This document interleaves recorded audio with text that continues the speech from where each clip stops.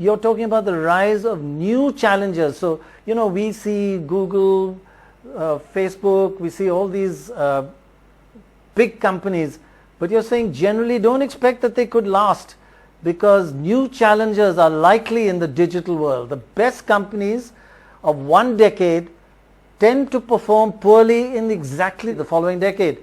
If you look at the top 10 stocks of any decade, they would grow at over 2,000% in a decade. And the next decade, they would fall to just 65% growth. That's a dramatic change. And if we look next at the companies, the current top 10, you think, oh, they're all going to be around. But none of these, except for one, Microsoft, was in the top 10 years ago. Apple, 2.1 trillion. Aramco, Microsoft, that's the only one that has done 2 decades. Amazon didn't exist in the top 10. Google didn't exist in the top 10. Facebook, Tencent, Tesla, Alibaba, Berkshire Hathaway, or Warren Buffett were not in the top 10. Will they be in the top 10 in the next decade? Don't be so sure, according to Ruchir's research. So why do these giants stumble? Ruchir, if you could take us through this this description. You say they sow the seeds of their own demise.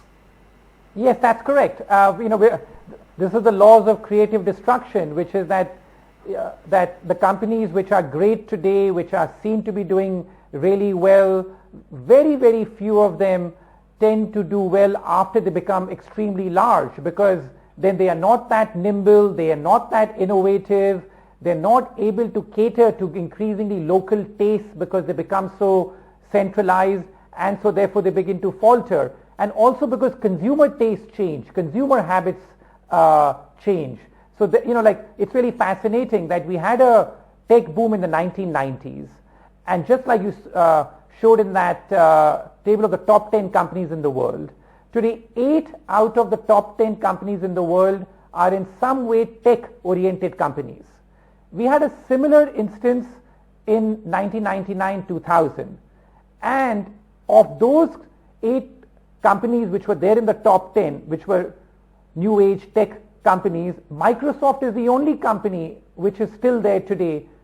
So many other companies which were in the top 10 of that era, the Ciscos of the world, Nokias of the world, they've all become much smaller companies today relative to these new giants that have emerged. So that's what really happens.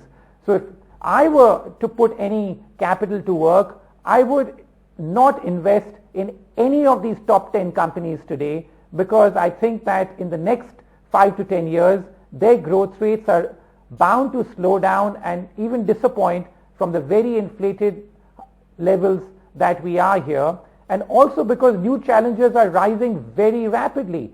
New challenges which are more local in nature, that are able to cater to more local domestic tastes, are more nimble. They're rising very rapidly. There's a Shopify coming up, to almost challenge Amazon. There are baby Amazons coming up in different parts of the world, like in places like Poland, in places like Southeast Asia. You have these baby Amazons that are coming up, which are much more local in nature, and therefore able to give Amazon a much greater fight than would have been the case 5 or 10 years ago.